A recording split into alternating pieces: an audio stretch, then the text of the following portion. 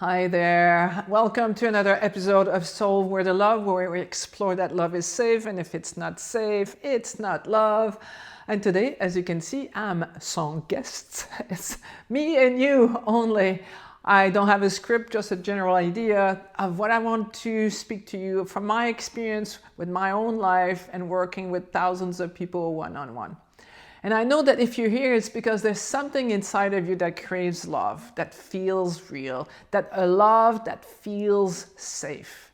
And yet maybe you've been doing everything right, like reading the books, taking the programs, you've done the dating apps, and still love just feels like it's not clicking. It's just not happening. Well, if that's you, I want you to know something really important. It's probably not your fault. And you're definitely not alone. So whether you are single right now and you're dating or you're in a relationship, but it doesn't seem to connect, I want to show you that this is not your fault. There's something going on underneath the surface. There's a hidden story that might be blocking you from love. Even if your heart says, I'm ready, I want it, and you profess high and low that you really want it, it's not happening, not because something is wrong with you, not because you're not supposed to have true love, but because subconsciously you have associated more pain than pleasure, more danger than safety to actually finding true love. So let's dive in. And I discovered this quote from Carl Jung, and I love it. It really is really good at describing what we're doing here. So you may have heard it before, and it's something definitely worth repeating. So listen to this. This is important. Until you make the subconscious conscious, it will direct your life and you will call it fate. Let me say it again. Until you make the subconscious conscious, it will direct your life and you will call it fate. Isn't that powerful?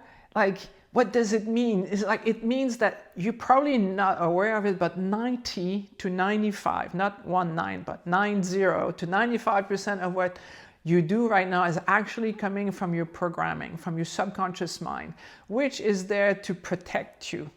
And that includes your choices in love. So even if you consciously want love, if your subconscious is still afraid, you will keep finding ways to push it away.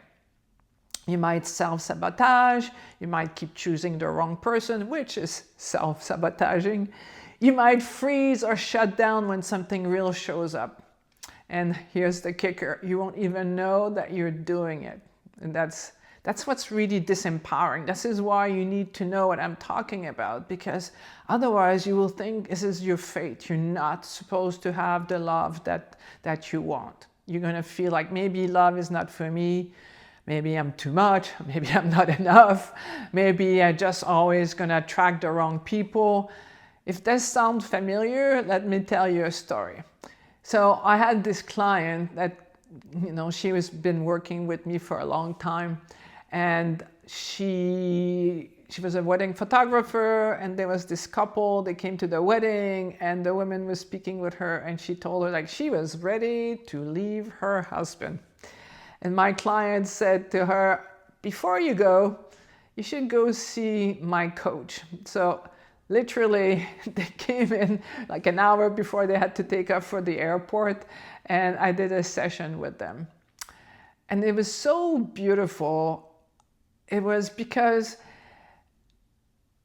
both of them, even though they love each other, whenever they were getting in scary situations, things that reminded them, like when they were younger, they got dumped, both of them got dumped.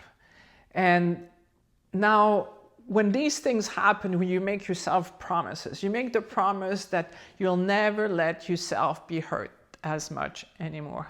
And it's fascinating. When I work with couples, often I will work with one, and I will check them on their subconscious belief, and then I will work with the other person and check their subconscious belief, and then I will get them together to stay, to test a statement like, I'm ready, willing, and able to trust my partner, or I'm ready, willing, and able to trust love, or it's good to love, any of these statements.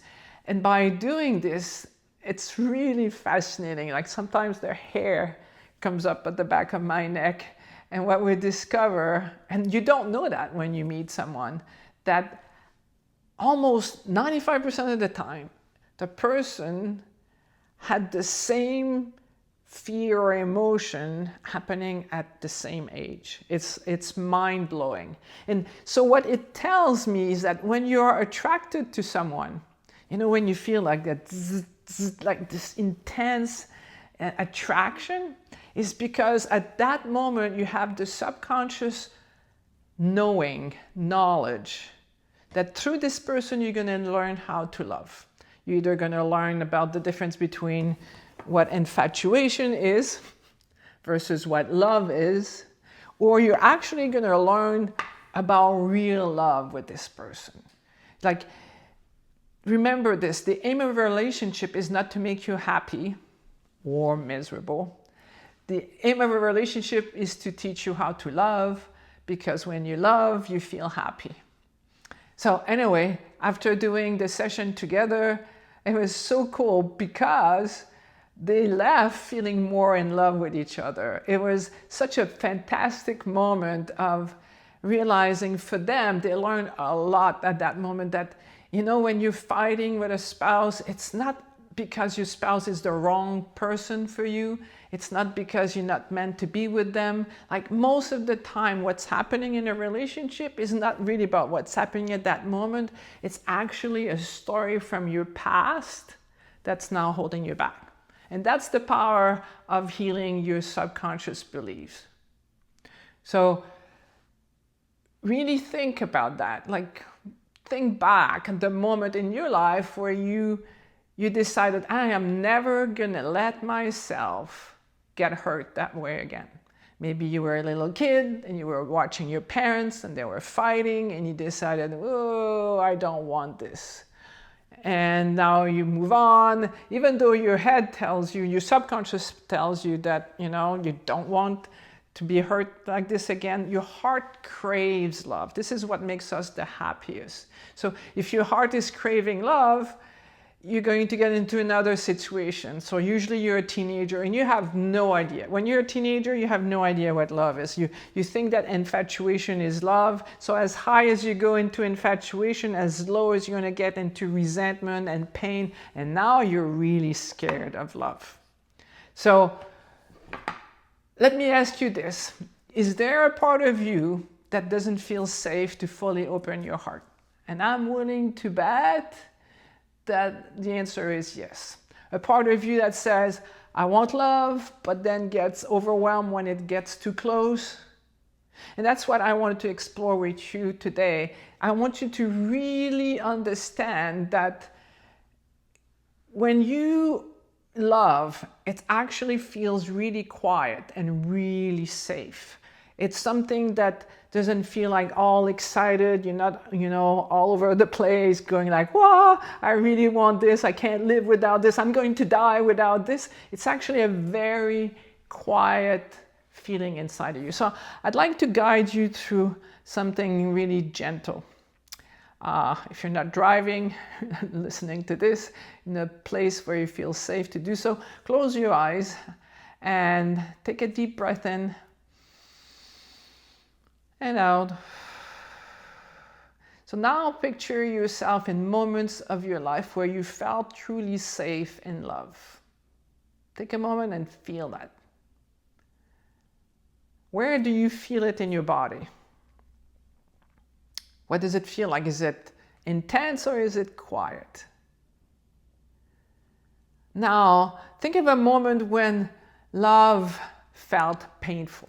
Because true love is never painful, but when you thought this is love and it's feeling really awful right now. So take a moment, scan your past and check, when is it that love didn't feel safe? And now scan your body again.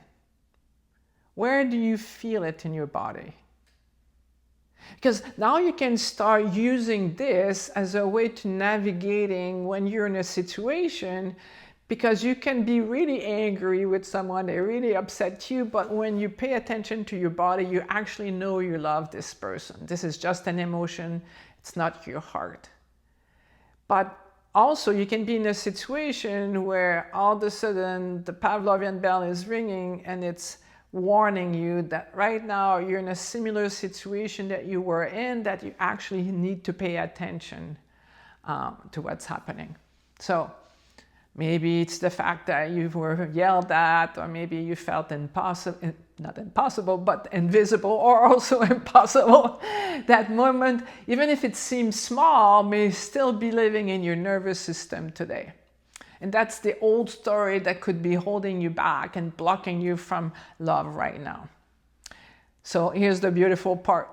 That story can be changed. You have the capacity to change it. And when it comes, and when it does, you will experience what your heart has been craving for a very long time. You'll stop attracting people who are not emotionally available.